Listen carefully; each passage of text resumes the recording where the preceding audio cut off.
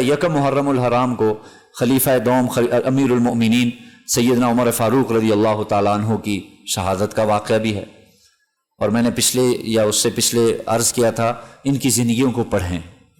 ان لوگوں نے اپنی سب کچھ صرف کر دیا اسلام کے لیے، سب کچھ دے دیا. یہ لوگ ڈٹے رہے، جمے رہے.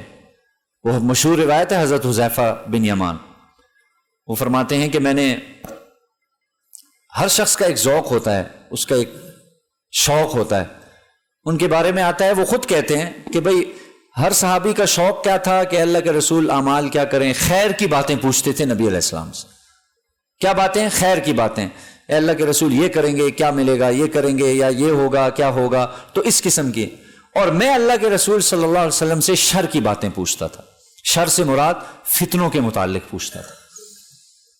اور اس کے پیچھے ایک وجہ تھی کہ ہو سکتا ہے کہ کل کلاں وہ فتنے میں اپنی آنکھوں سے دیکھوں، اور اگر میں نے ان کو اپنی آنکھوں سے دیکھا تو اللہ کے رسول نے مجھے بتایا ہوگا کہ اب جب وہ فتنے آئیں گے تو ان سے بچنے کا کیا طریقہ ہے. تو یہ میں پوچھتا تھا، یہ میرا ذوق تھا، اور عجیب ذوق تھا ان کا. پہلے تو مجمع بیٹھا ہوا تھا تو انہوں نے، حضرت عمر نے اعلان کیا، تم میں سے کون ہے جو اللہ کے رسول سے فتنوں کے بارے میں پوچھتا تھا؟ حضرت حذیفہ نے ہاتھ کھڑا کیا، انا، میں ہوں، میں حضرت آپ علیہ السلام سے اکثر. تو حضرت عمر فرماتے ہیں کہ مجھے پتا تھا کہ تم ہی ہو. اس کے بعد حضرت عمر نے اس سے پوچھا کہ مجھے بتاؤ فتنوں کے بارے میں اللہ کے رسول نے کیا فرمایا.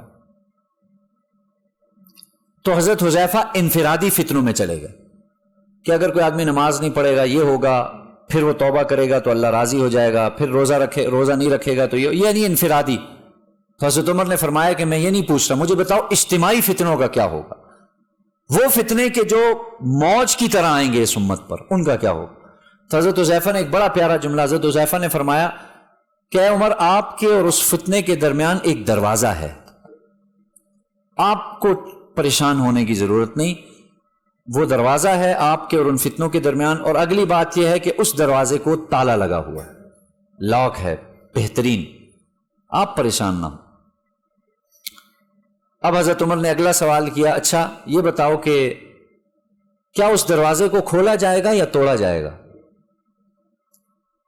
حضرت عمر نے پوچھا، حضرت حذیفہ نے آگے سے عرض کیا، امیر المؤمنین اس دروازے کو توڑا جائے گا. بس اتنی بات ہوئی. اب حضرت حذیفہ کے جو شاگرد تھے نا، انہوں نے کہا کہ جب یہ کیا کوڈ ورڈ باتیں تھیں، یہ کیا معاملہ تھا، آپ کہہ رہے ہیں دروازہ ہے، وہ کہہ رہے ہیں دروازہ کھولا جائے گا توڑا جائے گا، کیا بات؟ اس وقت حضرت حذیفہ نے فرمایا تھا کہ اللہ کے رسول علیہ السلام نے مجھے فرمایا کہ میری امت اور فتنوں کے درمیان اللہ تعالیٰ نے حضرت عمر کو ایک دروازے کے طور پہ رکھا ہے. جب تک یہ دروازہ رہے گا اللہ تعالیٰ اس امت پر کبھی فتنے نہیں لائیں گے. کتنا بڑا مقام ہے یہ، میں مقام سمجھا رہا ہوں، آگے تفصیل آپ کے ذمے آپ پڑھیں. اب آپ علیہ السلام نے تو حضرت حذیفہ کے شاگردوں نے پوچھا اچھا پھر، اور نے کہا کہ اللہ کے رسول نے فرمایا تھا پھر ایک وقت ایسا آئے گا کہ اس دروازے کو توڑ دیا جائے گا. یعنی توڑنے سے کیا مراد؟ شہادت کی موت. اس کے بعد میری امت پر ایسے فتنے آئیں گے کہ قیامت تک وہ فتنے ختم نہیں ہوں. مقام تھا، ایک مرتبہ تھا. آگے سے ان کے شاگردوں نے پوچھا کیا حضرت عمر جانتے تھے یہ بات کہ وہ خود وہ دروازہ ہیں؟ تو کہا وہ اس طرح جانتے تھے جیسے اس وقت تم سورج کو دیکھ رہے ہو. اس طرح حضرت عمر کو پتا تھا کہ میں ہی وہ شخصیت ہوں. عاجزی بھی دیکھیں نا کتنی بڑی عاجزی ہے.